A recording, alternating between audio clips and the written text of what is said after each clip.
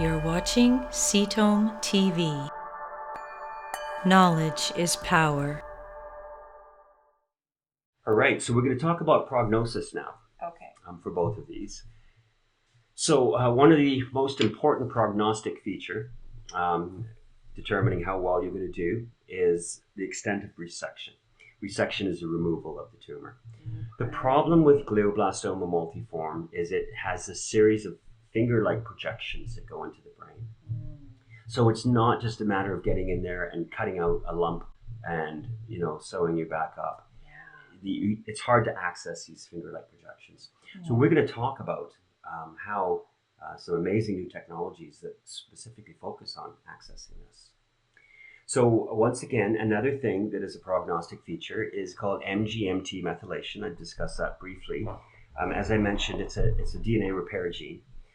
It removes the damage done by chemotherapy alkylating agents, and that damage is what we call it's an O6 guanine adduct.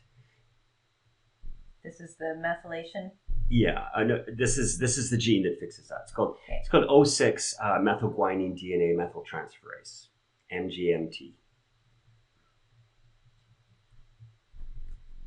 So it basically repairs, these cells, the damage caused by the alkylating agents, and so it reduces the cytotoxicity of alkylating chemotherapy agents.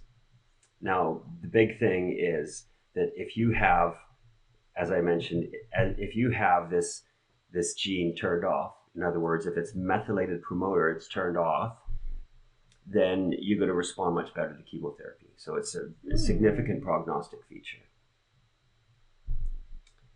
So then there's also the IDH1 and 2 genes, and that's called the isocitrate dehydrogenase metabolic enzymes. There's 2 genes. They're involved in progression to advanced disease.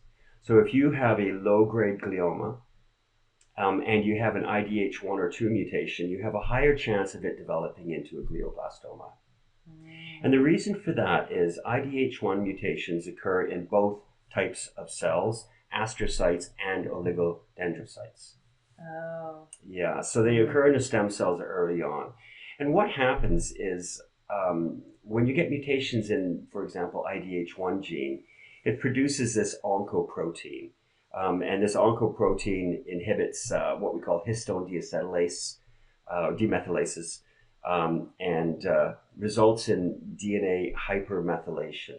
So you get a lot more of these methyl groups turning off genes. So it's an epigenetic process. Got it.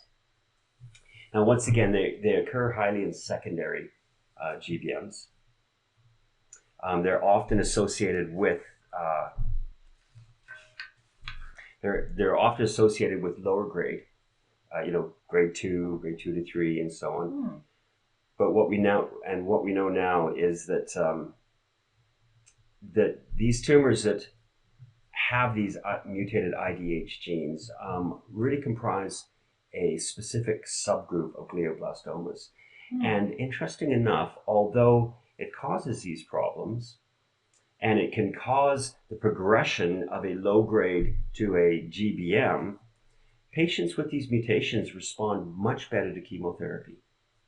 So it's a bit like the MGMT methylation. Yeah. So if you have MGMT methylation and you have an IDH1 or 2 mutation, your chances of responding to chemotherapy are going to be very high. You're going to do quite well and live a lot longer than someone who doesn't have that. Yeah, I feel compelled to just let you know at home, because all chemotherapies are not created equal.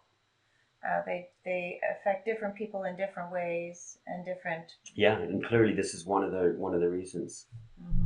So once again, getting sequencing is ultra important in brain tumors. Yeah, because then you'd know, I have this IDH. Yeah, I can skip the chemo, or I should go for the chemo. And we're not just talking about targeted therapies. So another thing that is prognostic in GBMs is whether you have a P53 mutation or not. So if you have a P53 mutation, you have a higher chance of progressing from a lower grade to a higher grade. Yeah. There's also the cell type ratio. So typically low-grade astrocytomas that occur in the astrocytes, um, they transform into a glioblastoma, grade 4, much faster than oligodendros cells. Say that again. If you have the P53, No, did you say? we Okay. passed P53. All right. Oh my gosh, we're on to another Yes. thing. Okay, then really say it again. Cell ratios, the type of cell that is affected. So once again, the glioma cells, the low grades occur in certain cells. The GBM, which is a high grade, occurs in all of the cells. Well, all three. So typically they're called glioma cells. So typically we have astrocytes and oligodendrocytes.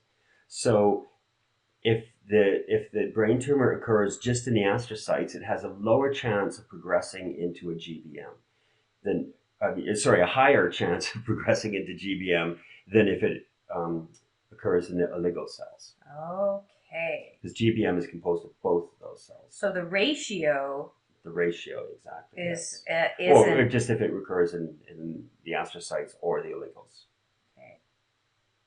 That indicates how well your treatment's going to go. No. No. That dictates whether you're going to transform into a high-grade GBM or not. Or low grade, okay. Or if you're going to stay low grade. See, to me, that's the same thing, but I understand everything is about transforming into a Okay. GBM. Okay. You want to stop that transformation. Okay. A low-grade tumor is much easily treated because it only occurs in one cell type.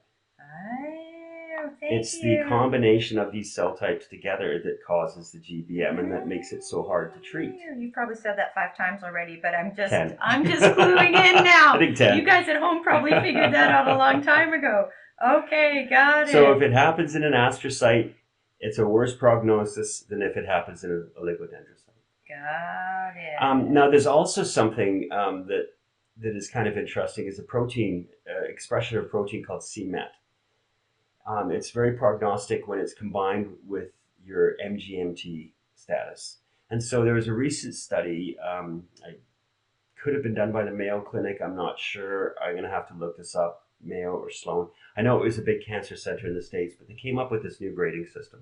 And so in response to standard treatment, if you have a class 1 GBM, which means you have methylated MGMT, and you're under 50 years, which is more likely to be a secondary GBM, then you have a survival with standard therapy of average survival of about 22 months.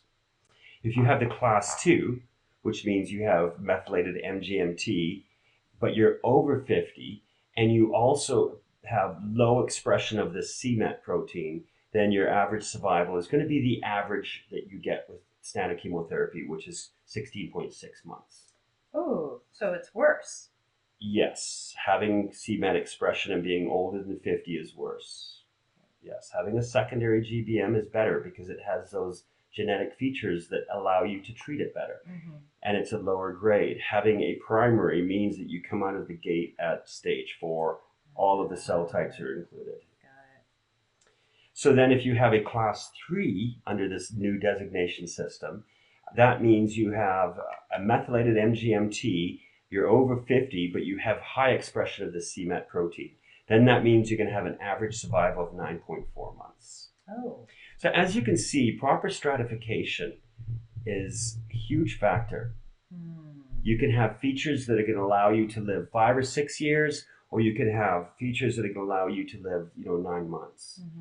And they will determine which treatments you would be given. Exactly. So this is a big problem that has plagued brain tumor trials. Is some patients will do really well, and they'll turn around and say, "Hey, look at this wonderful drug. We've got a survival of this." But then other patients won't. Well, the big question is how well would those patients done under standard care, anyways, because they had these positive prognostic features versus the negative prognostic features. So genetics, it's all about getting your genetics done. Thank you for watching Cetome TV. Subscribe below and stay informed.